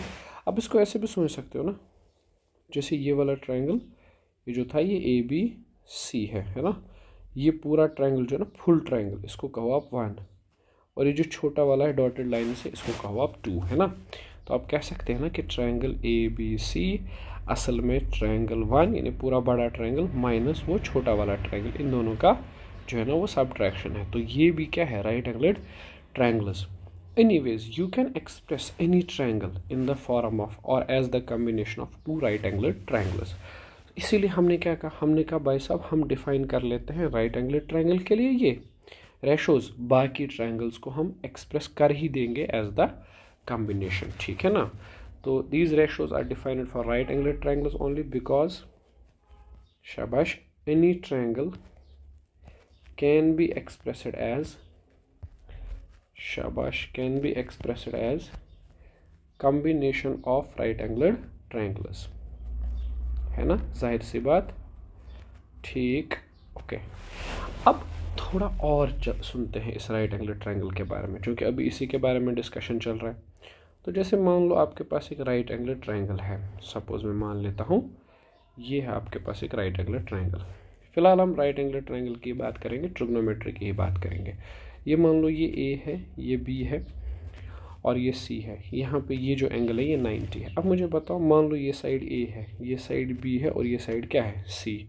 क्या आप ये जानते हैं कि मैं ऐसे लिख सकता हूँ C square is A square plus B square. Sir आपको कैसे पता? बहुत सिंप्लीफाइड थिंग है। इस चीज़ को हम लोग कहते हैं पाइथागोरस थ्योरम, है ना। आप भी जानते हैं और मैं भी। इसे कहते हैं पाइथागोरस थ्योरम, ठीक है, पीजीटी, है ना। तो मैं कहूँगा ये जो ए बी और सी है ना, ये दरअसल रिप्रेजेंट करते हैं किस चीज़ को, साइड्स को ऑफ राइट एंगल्ड ट्रायंगल। ये तीन दरअसल राइट एंगल्ड ट्रायंगल के तीन साइड्स हैं। तो ये जो सेट है ना, set of 3 numbers which are basically the 3 sides of right angled triangle, इसे कहते हैं पाइथागोरियन ट्रिपलेट। क्या बोलते हैं? Pythagorean triplet. So Pythagorean triplet simply means 3 numbers का एक सेट जो रिप्रेजेंट करता है राइट एंगल्ड ट्रायंगल को, ठीक है ना। अब देखो, बहुत सारे पाइथागोरियन ट्रिपलेट्स हैं हमारे पास, लेकिन एक दो हमारे लिए बहुत ज़्यादा ज़रूरी पाइथागोरियन ट्रिपलेट्स हैं, उनको मैं मेंशन कर देता हूँ। जैसे एक है कि अगर आप इसको बनाओगे ना, इस वाले साइड को 4 सेंटीमीटर या 4 मीटर, चलो मान लेते हैं 4 सेंटीमीटर, आपने एक राइट एंगल ट्रायंगल बनाया, उसमें ये वाला साइड 4 सेंटीमीटर आपने रखा, ये वाला 3 सेंटीमीटर, तो ये अपने आप बन जाएगा 5 सेंटीमीटर। तो ये जो सेट से है ना 3 4 5 तीन साइड्स हैं राइट एंगल ट्रायंगल के, ये एक बहुत फेमस पाइथागोरियन ट्रिपलेट है। It's a very famous Pythagorean triplet हमारे लिए। फिजिक्स में ये बहुत अहम है ये पाइथागोरियन ट्रिपलेट, ठीक है। अच्छा, पता है जब आप इसको मेजर करते हैं ना, इस एंगल को, this comes out to be 37, this is 90 and sum of angles होते हैं 180, तो ये वाला आ जाएगा 53 डिग्री, ठीक है। अब ज़रा सोच के देखो, साइन 37 का वैल्यू क्या आएगा, दैट इज़ परपेंडिकुलर यानी 3/5, है ना। ज़रा कॉस 37 का वैल्यू देख लो कितना आएगा, 4/5। ज़रा tan 37 देखना कितना आ जाएगा बेटा जी, दैट विल बी सिंपली 3/4। इसी तरह से अगर मैं साइन 53 पूछूं, जैसा कि मैंने शुरू में बोला आपको, साइन 53 आ जाएगा 4/5, है ना। मैं पूछूं सपोज कॉस 53, क्या आप मुझे बता पाओगे? कॉस 53 आ जाएगा 3/5। मैं पूछूं tan 53, क्या आप देख पा रहे हैं? tan 53 का जो वैल्यू है दैट विल बी सिंपली, अगर मैं बोलूँ 4/3, ठीक है। तो बेटा बहुत एक इम्पॉर्टेंट बात कह रहा हूँ हमारे लिए, ये जो ट्रायंगल है ना, ये ट्रायंगल जो हमारे लिए है ये बहुत ही ज़रूरी ट्रायंगल है, आपको इसे याद रखना पड़ेगा, ठीक है। फिजिक्स में बार बार ये जो वैल्यूज़ है ना, ये आएंगे, रिपीट होंगे, ठीक। क्वेश्चंस में साइन 37 कॉस 37 की वैल्यू काम आएगी आगे। सो आपको मैं कहूँगा कि आप इसे याद कर लो, इस पूरे जो ये कंसेप्ट है ना, इसको याद कर लो आप, ठीक है। अच्छा, अब मैं एक चीज़ और बता दूँ आपको, जैसे एक काम करते हैं, एक दो क्वेश्चंस ले लेते हैं, ठीक है, थोड़ा बहुत समझ आ जाएगा, हम उस कंसेप्ट को ट्राई करते हैं, हमें आया कि नहीं आया। बहुत स्लो जा रहा हूँ मैं। देखो, मान लो मेरे पास एक ट्रायंगल है इस तरह से, this is a triangle ABC। अच्छा, ये एंगल जो है ना, ये ले लेते हैं हम लोग थीटा, ठीक है। ये मान लो यहाँ पे 4 सेंटीमीटर है ये साइड, ठीक। और मुझे बताया गया है ये वाला जो एंगल है वो 37 है, और मुझसे पूछा है फाइंड। सबसे पहले मुझे बताना है AB कितना है, फिर उसके बाद मुझे बताना है AC कितना है, देन मुझसे पूछा है साइन अल्फा का, साइन थीटा का वैल्यू, एंड लास्ट पे मुझसे पूछा है थीटा का वैल्यू, ठीक है। अब चलो मैं इसको सॉल्व कर लेता हूँ, थोड़ा ध्यान से सुनना। क्वेश्चन आप आराम से देख लीजिए, अगर आप चाहें तो 1 मिनट वीडियो को पॉज कीजिए और आराम से सॉल्व कीजिए आप, फिर मैच करते हैं हम दोनों का आंसर, किसका आंसर सही आया होगा, है ना। कंसेप्ट तो आपको बता चुका हूँ मैं। ये देखिए, ये मेरे पास है ट्रायंगल ABC, है ना बेटा। ये एंगल जो मुझे दिया गया है 37 डिग्री है, ये दिया गया है थीटा। अच्छा, ये 4 सेंटीमीटर है। एक बात बताना ज़रा, अभी अभी जो आपने ट्रायंगल ऊपर पढ़ा 37 के जो अपोजिट वाला साइड है वो क्या होता है 3, तो यहाँ पर भी 37 के जो अपोजिट वाला साइड आएगा वो क्या आएगा 3 सेंटीमीटर आएगा ना। तो चलिए ये 3 सेंटीमीटर, बेस कितनी होगी 4 सेंटीमीटर, पाइथागोरन ट्रिपलेट ये कितना होगा 5 सेंटीमीटर। तो ए बी आया 5 सेंटीमीटर। सर कहाँ से आया 5 सेंटीमीटर, हमने देखा है अभी अभी पाइथागोरन ट्रिपलेट, वहीं से मैंने वो पाइथागोरन ट्रिपलेट याद कर लिया है, हमने आपने याद कर लिया है। अब देखना ट्रायंगल जो मैं ले रहा हूँ उस पर ध्यान देना, मैं ले रहा हूँ ट्रायंगल ए बी डी, पूरा का पूरा बड़ा वाला ट्रायंगल। पाइथागोरस थ्योरम लगाओ ज़रा, A C square is C D square plus A D square, है ना। ठीक, मुझे बताइए ए से लेके सी तक, सर वो तो मुझे पता ही नहीं है। सी से लेके डी तक ये 4 और ये 4 हो गया ना 8, शाबाश। ए से लेके डी तक 3, तो बताना ज़रा A C square is equal to this is 64 plus 9 that is 73। तो क्या मैं ए सी को लिख सकता हूँ रूट ऑफ 73 सेंटीमीटर। चलिए मेरा दूसरा पार्ट भी हो गया, मुझे ए सी निकालना था ना। ये तो पहले पार्ट का आंसर है, शाबाश। ये दूसरा पार्ट हो गया। अभी तीसरे पार्ट पे चलते हैं। मुझे एक चीज़ बताओ, इसमें अगर मैं साइन थीटा निकालूँ बड़े वाले ट्रायंगल में, तो साइन थीटा क्या आ जाएगा ए डी अपॉन ए सी। तो मैं ऐसे लिख सकता हूँ साइन थीटा इज ए से लेके डी तक इज़ 3, ए से लेके सी तक इज़ रूट ऑफ 73, है ना। लास्ट वाला पार्ट है टेन थीटा निकालना है मुझे। अच्छा एक बात बताओ, टेन थीटा की क्या वैल्यू आएगी, शाबाश। टेन थीटा आ जाएगा इस ट्रायंगल में A D by D C, है ना, A D by D C. क्या मैं ऐसे लिख सकता हूँ ए से लेके डी तक इज़ 3, डी से लेके सी तक इज़ 8। अच्छा अगर इस टेन को इधर लेके जाऊँ मैं, थीटा बन जाएगा टेन इनवर्स, लिखने का तरीका है टेन उधर लेके जाएंगे तो tan inverse 3/8। Okay, so this is the value of theta. यहाँ पे आपको थीटा इसी फॉर्मेट में रिप्रेजेंट करना है। कोई बोलेगा सर अगर ऐसे ही लिखना था हम यहाँ ही लिख लेते, theta is equal to sine inverse 3/73 लिख लेते आप। ठीक है, मैं कह रहा हूँ दोनों ही आंसर्स ठीक है। ठीक है, अगर कैलकुलेटर पे करेंगे ना दोनों ही बराबर आएंगे। ठीक है, बट जहाँ पर कहीं पर भी इस तरह की बात की गई ना थीटा निकालना हो, यूजुअली हम tan का इस्तेमाल करते हैं। बाकी आंसर ठीक है, in terms of cos sine कुछ भी दे सकते हो आप, कोई दिक्कत वाली बात नहीं है। ठीक है, आगे चलते हैं बेटा। दूसरा एक क्वेश्चन ले लेते हैं, क्वेश्चन नंबर 2। चलो मान लो अगर मेरे पास दिया गया है क्वेश्चन में कि साइन थीटा जो है वो दिया गया है मुझे 12/13, मुझसे पूछा है find all other trigonometric ratios. अच्छा ये भी आप जान लो, ये भी तुम्हें पता होता है कि अगर हमें एक ट्रिग्नोमेट्रिक रेशो पता है हम बाकी सारे निकाल पाएंगे। ये अपने 10th क्लास की मैथमेटिक्स में पढ़ा होता है। ठीक है, चलो चेक करते हैं कैसे। सोचो कि मेरे पास एक ट्रायंगल है, राइट एंगल ट्रायंगल है इस तरह से। अच्छा अगर मुझे साइन थीटा गिवन है तो ये परपेंडिकुलर और ये हाइपोटेन्यूज, तो परपेंडिकुलर को मैं 12K मान लूँगा, हाइपोटेन्यूज को मैं 13K मान लूँगा, क्योंकि मुझे रेशो दिया गया है ना। अगर आप रेशो देखेंगे 12K/13K वो आएगा 12/13। ठीक, अच्छा यहाँ पे बेस नहीं पता, let us suppose that's x। Okay, Pythagoras theorem लगाएंगे तो आप देख पा रहे हो 13K square is equal to x square plus 12K square, है ना। तो this is 169K square, x square plus 144K square. Okay, इस तरह से 144K स्क्वायर। तो x स्क्वायर का वैल्यू आ जाएगा 169K square minus 144K square.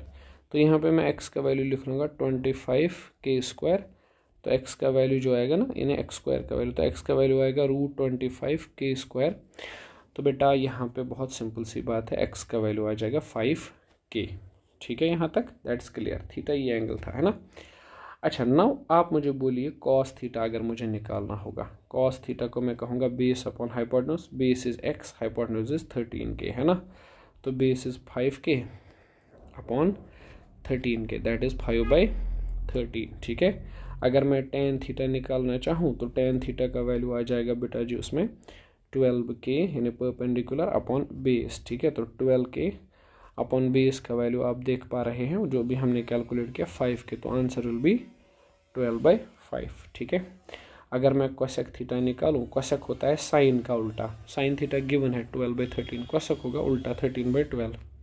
अगर मैं सेक थीटा निकालूँ, सेक होता है कॉस का उल्टा, तो कॉस निकला है 5/13, ये आएगा 13/5। इसी तरह से कॉट थीटा, कॉट तो tan का उल्टा होता है, तो 5/12 आ जाएगा। ठीक है, तो आपको ये सारी चीज़ें समझ आ रही है ना। ठीक, तो ये सारे ट्रिग्नोमेट्रिक रेशोज थे। अच्छा, ये सब आपने पढ़ा हुआ, it was a basic revision ज़रूरी था हमारे लिए, जो आपने अभी तक सीखा है।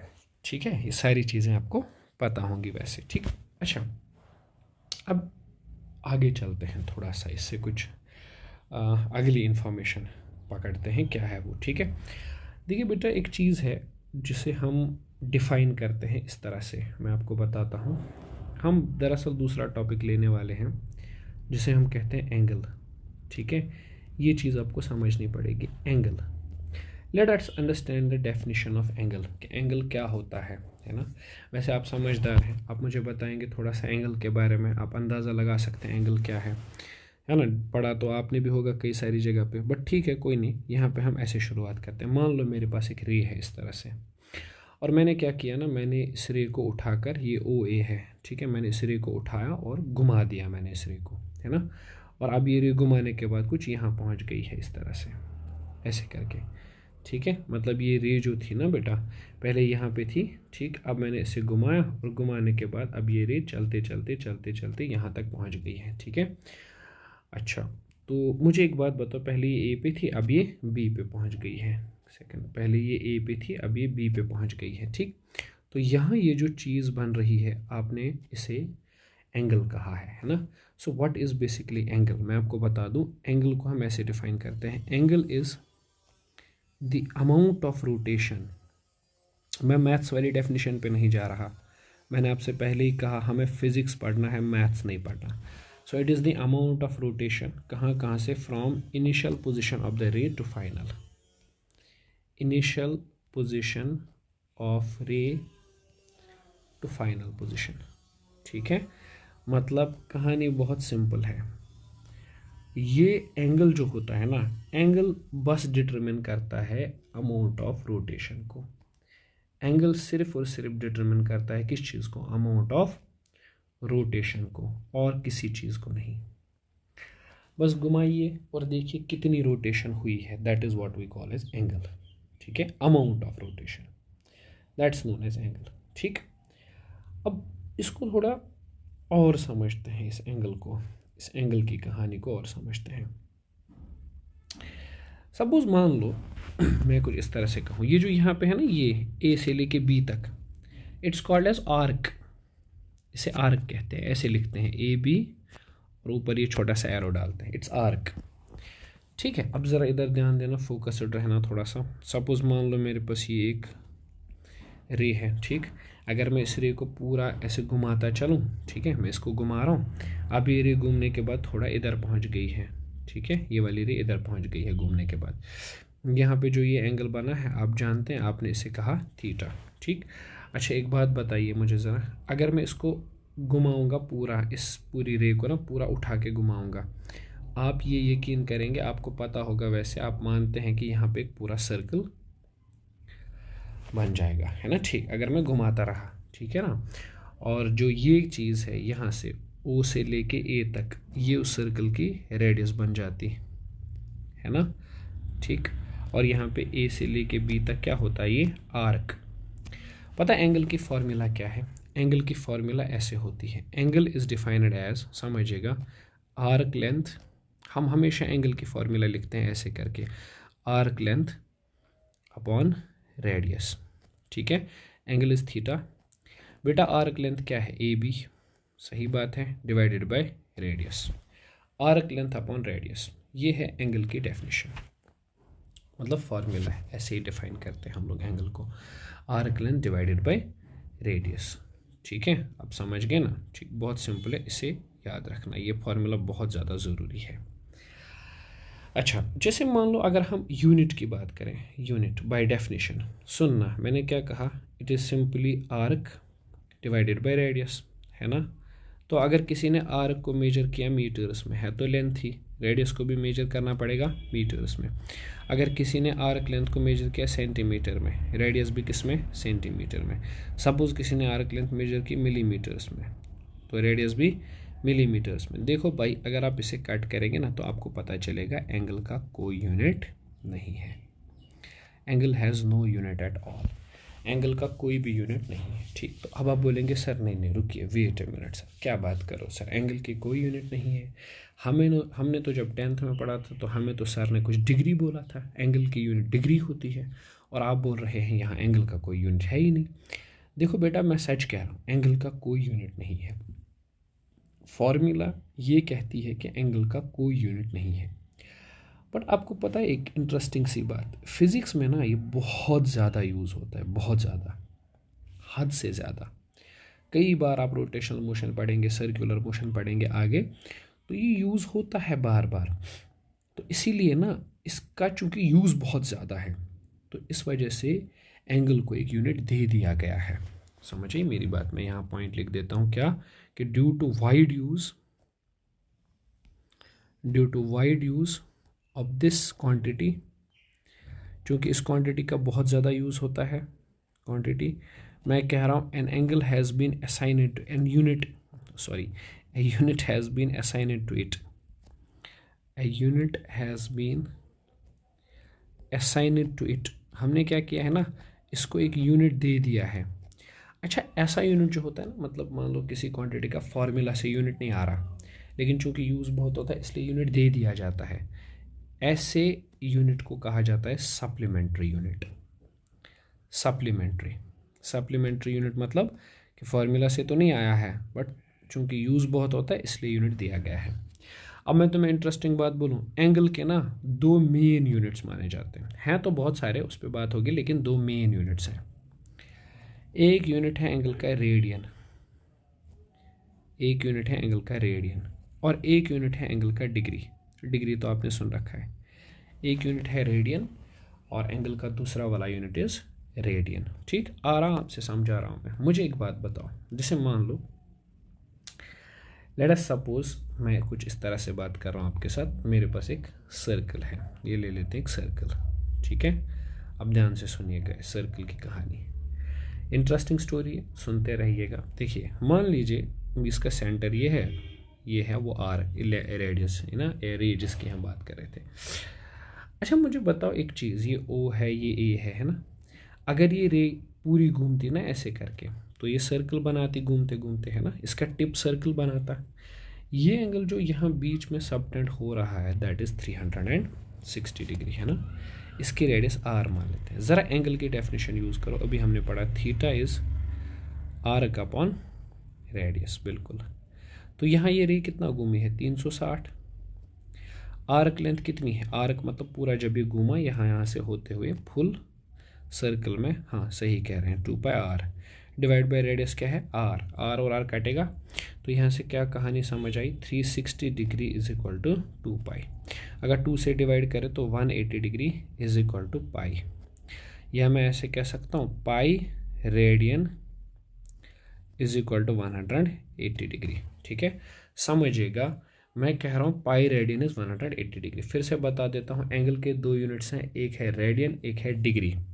ठीक है, तो मैं कह रहा हूँ पाई रेडियन, कनेक्शन है इन दोनों के बीच का, पाई रेडियन इज 180 डिग्री।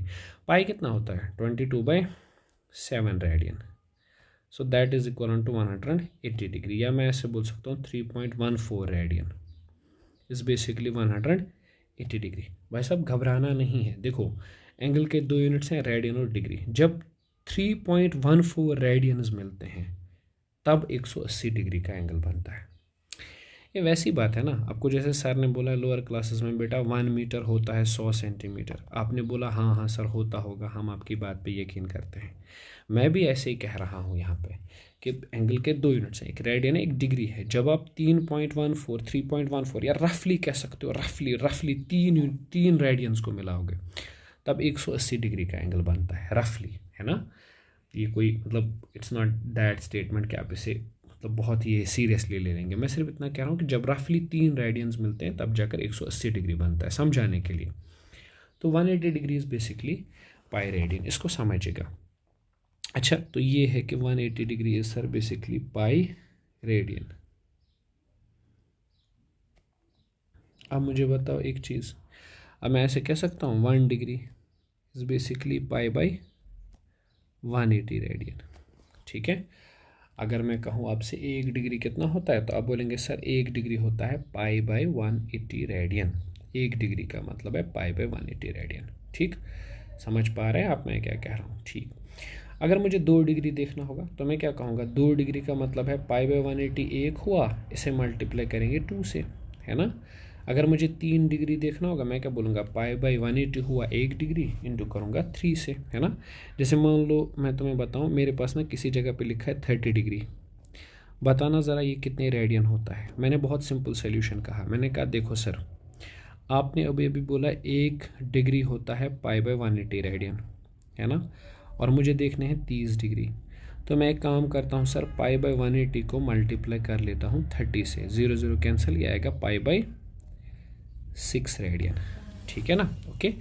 जैसे मान लो मैंने किसी से कहा यार 90 डिग्री देख लेना कितने रेडियन होता है, तो क्या बोलेगा, बोलेगा सर देखो 1 डिग्री होता है पाई बाई 180 और 90 देखने हैं हमें, तो आप एक काम करो पाई बाई 180 को 90 से मल्टीप्लाई कर दो, तो ये आ जाएगा सर पाई बाई 2 रेडियन।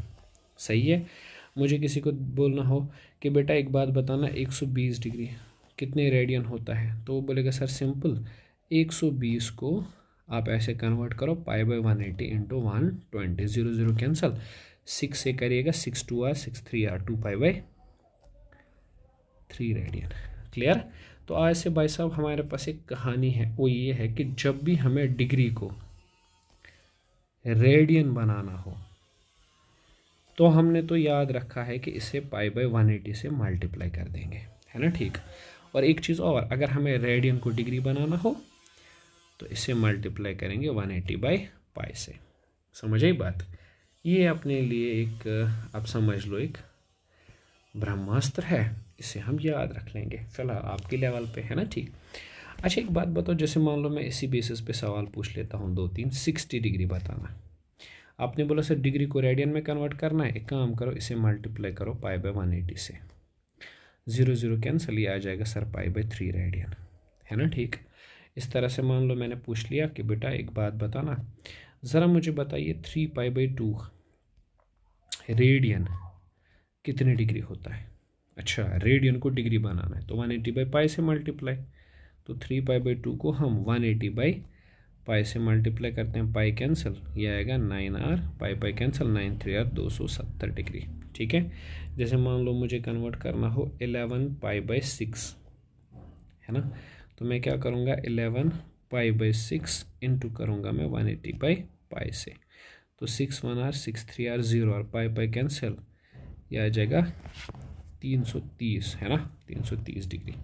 तो आप समझ गए ना, अभी आप देखो बैठ के प्रैक्टिस कर लो ये वाली पॉइंट को कि डिग्री को रेडियन और रेडियन को डिग्री कैसे बनाना है। ठीक है, ये जाहिर सी बात है, वैसे इसमें कोई डाउट वाली बात है नहीं। ठीक, अच्छा एक फंडामेंटल बात और यहाँ पे कर लेते हैं आपसे कि एंगल के सिर्फ यही 2 यूनिट्स नहीं होते, एंगल के कुछ और यूनिट्स भी होते हैं। There are some other units of angle, angle के कुछ और यूनिट्स भी होते हैं, उन यूनिट्स पर भी बात हो जाए तो बढ़िया होगा। ठीक है, वैसे मतलब यूज़ तो नहीं करते हम ज़्यादा, बट ठीक है, पता होना चाहिए, इन्फॉर्मेशन होनी चाहिए आपके पास। सोचो कि आपके पास इस तरह से एक रे है, एक सेकेंड थोड़ा ध्यान दीजिएगा, सपोज़ मान लो मेरे पास एक रे है इधर इस तरह से, ठीक है, और ये इधर पहुंच गई। अब मान लो कि यहाँ पे जो एंगल बना वो 1 डिग्री है, सपोज़ मैं एज्यूम कर रहा हूँ, प्रैक्टिकली थोड़ी 1 डिग्री होगा, चलो ये 1 डिग्री है, सपोज़ मान लो 1 डिग्री का एंगल है ये।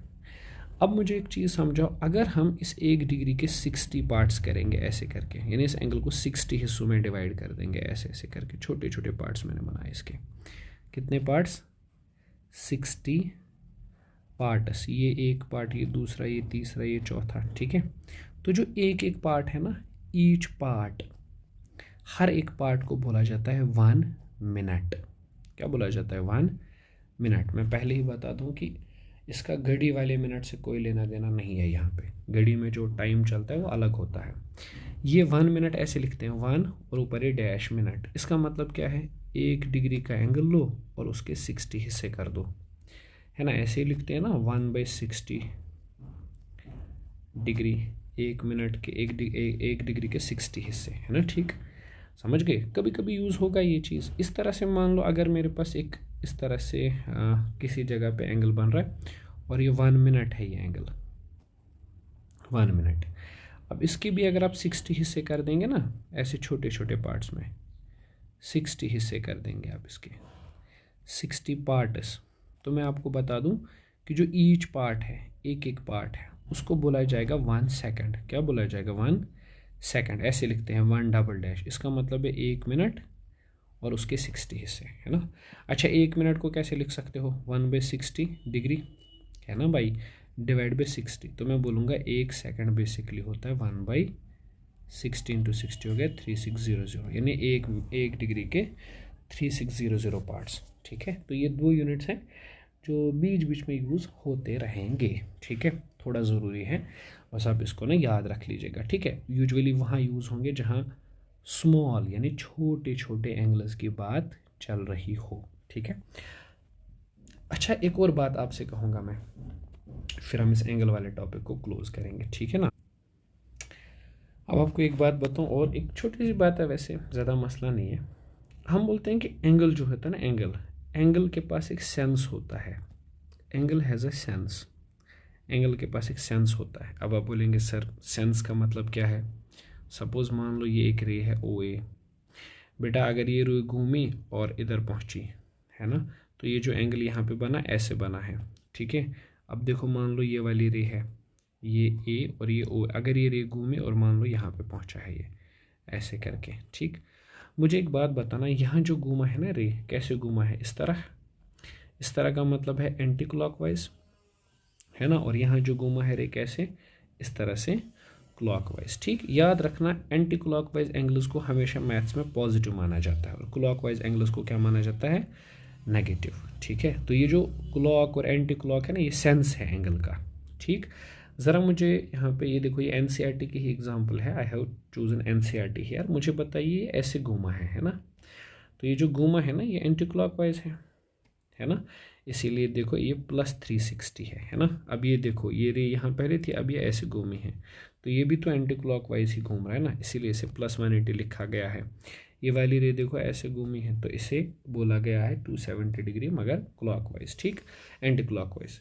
ये देखो ये भी ऐसे ही है, तो ये भी पॉजिटिव है, बट ज़रा इसको देखना, ये रे ऐसे घूमी है क्लॉकवाइज, इसीलिए यहाँ जो एंगल लिखा गया है वो -30 है। ये रे देखो ये ऐसे घूमी है क्लॉकवाइज, तो ये जो एंगल यहाँ पे मेंशन किया गया है ये क्या है बेसिकली बेटा जी? ये है नेगेटिव एंगल। तो positive angles anti clockwise sense में घूमते हैं और नेगेटिव एंगल्स को क्लॉकवाइज सेंस माना जाता है। ठीक है, तो ये छोटी बात है, ये आपके काम आ जाएगी वैसे। ठीक है ना, एक क्वेश्चन ले लेते हैं। ठीक है, 1-2 सवाल ले लेते हैं। चलिए मैं 1-2 क्वेश्चन ले, ज़रा ये वाला सवाल देखना, वैसे तो है बहुत सिंपल।